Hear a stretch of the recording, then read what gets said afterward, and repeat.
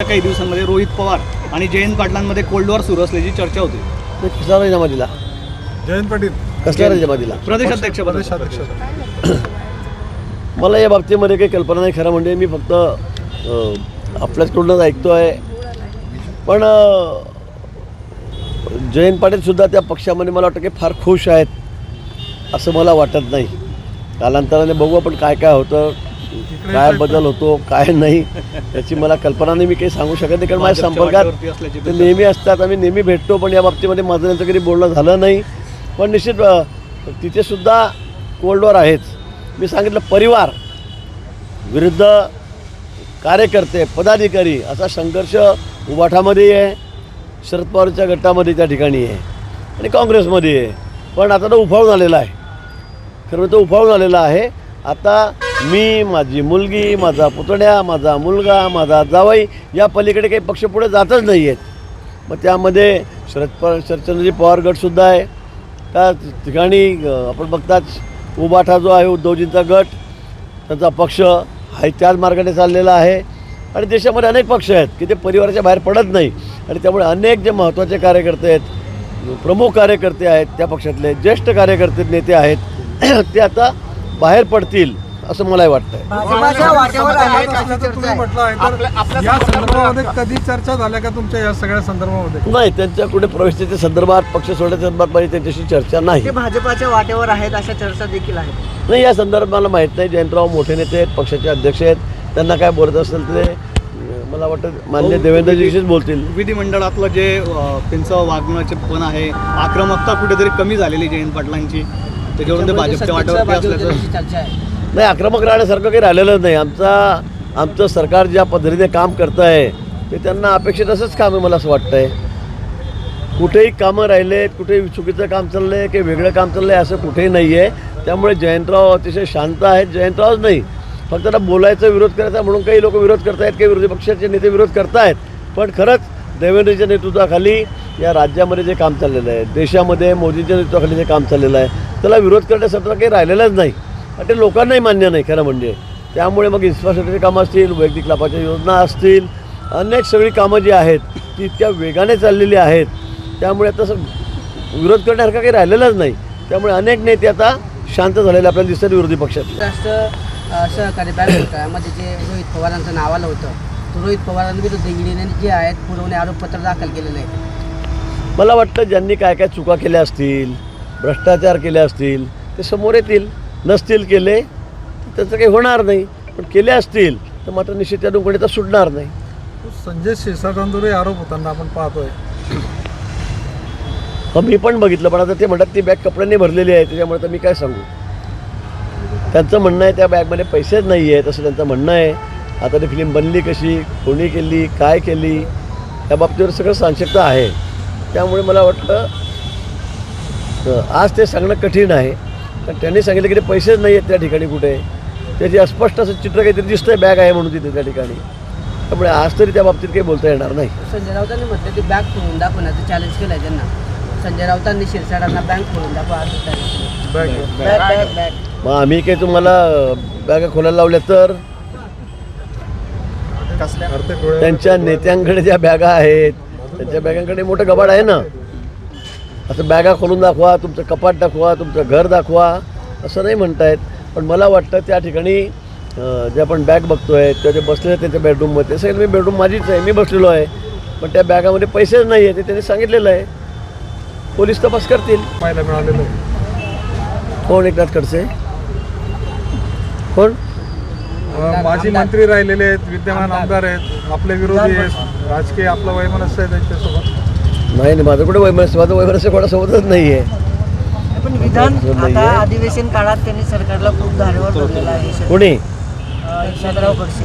मला काही वाटत नाही. आता ते काही बोलत असतील तर काय फार मला वाटतं लक्ष देण्याची गरज नाही मला. त्यांनी हो, विधान परिषदेमध्ये नर्मदा प्रकल्पावरून खरं तर आपली आणि खडसेंची खडाजंगी देखील झाल्याचं पाहायला मिळालं होतं.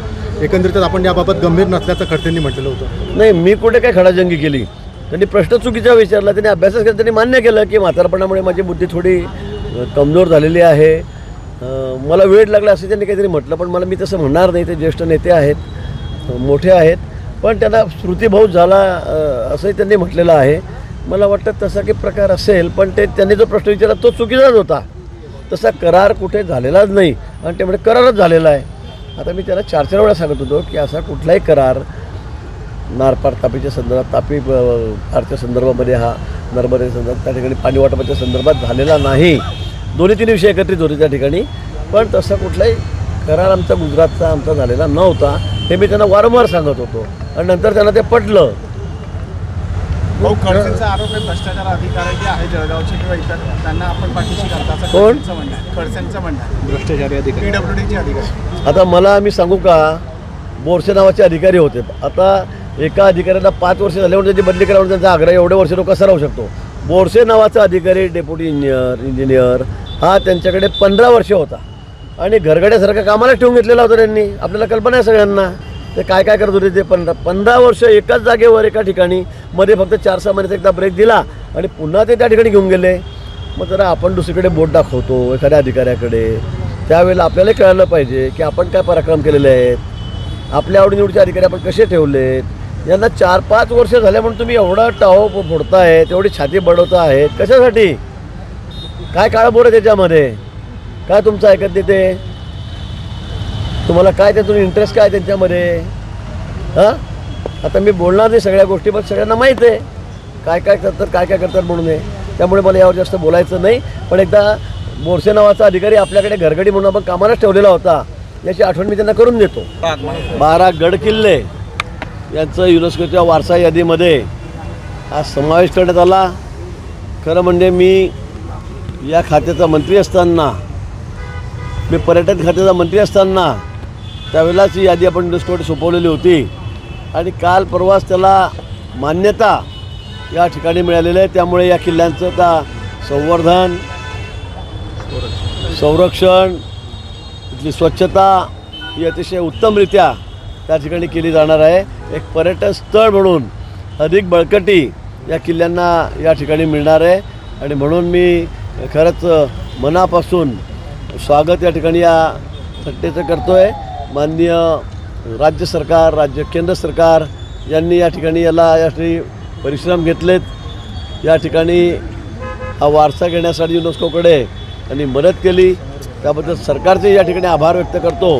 पण आज लाखो कोटी जे शिवसैनिक आहेत आमचे, जे शिवप्रेमी आहेत, शिवभक्त आहेत, त्यांच्यासाठी हा आनंदाचा दिवस आहे, अतिशय उत्साहाचा दिवस आहे. आणि म्हणून सर्वत्र राज्यभर भारतीय जनता पक्षाच्या वतीने आनंदोत्सव महाराजांच्या पुतळ्यासमोर जाऊन आम्ही या ठिकाणी म्हणतो, त्याचाच भाग या ठिकाणी म्हणून आज आम्ही मोठ्या संख्येमध्ये या ठिकाणी आमचे सर्व कार्यकर्ते आलेले आहेत आणि आनंदोत्सव आम्ही साजरा करतो आहोत. कोण आमदार आहेत काय सांगा?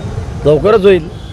आपण बघा, फक्त थोडी कायदेशीर अडचण आहे, तांत्रिक अडचण आहे, त्यामुळे काही लोकांना घेता येत नाही. नाहीतर आमदार, खासदार अनेक जण संपर्कामध्ये आहेत. भाऊ, जिल्ह्यातलं कापूस लागवडीचं जे क्षेत्र आहे ते यावर्षी 1 लाख हेक्टरने कमी झालेलं आहे. जो भाव मिळत नाही सातत्याने, तर त्यातून ही शेतकऱ्यांची प्रतिक्रिया आली आहे. मला वाटतं कापूस आहे, कापसापेक्षा मक्याला प्राधान्य लोकांनी जास्त दिलेलं आहे. कारण आपण बघताय मका 2 वेळा पेरला जातो, 2 वेळा येतो आणि त्याचं उत्पन्न खूप चांगलं आहे, उतारा चांगला आहे आणि भावही चांगला आहे. त्यामुळे मला वाटतं हे चांगलंच आहे ना, दरवर्षी एकच पीक त्या शेतामध्ये पेरावं. त्यामुळे जमिनीची पोत कमी होते, उत्पन्न कमी होतं. त्यापेक्षा जर पीक अधून बदलत गेलं जमिनीतलं तर त्याचा फायदा अधिक होतो. मी शेतकऱ्याचाच मुलगा आहे, माझ्या वडीलही MSc ॲग्री होते स्वातंत्र्यपूर्व काळातले आणि म्हणून मला या बाबतीतली माहिती आहे. आणि म्हणून उत्पन्न कमी झालं म्हणजे काय शेतकरी पेरलंच नाही का असं नाही आहे. अनेक ठिकाणी तर केळी पेरली जाते. माझ्या मतदारसंघामध्ये खूप मोठं क्षेत्र जे कापसाचं होतं तिथे आता पाणी आल्यामुळे आता बागायती झालेली आहे. लोकांनी केळीला प्राधान्य दिलेलं आहे.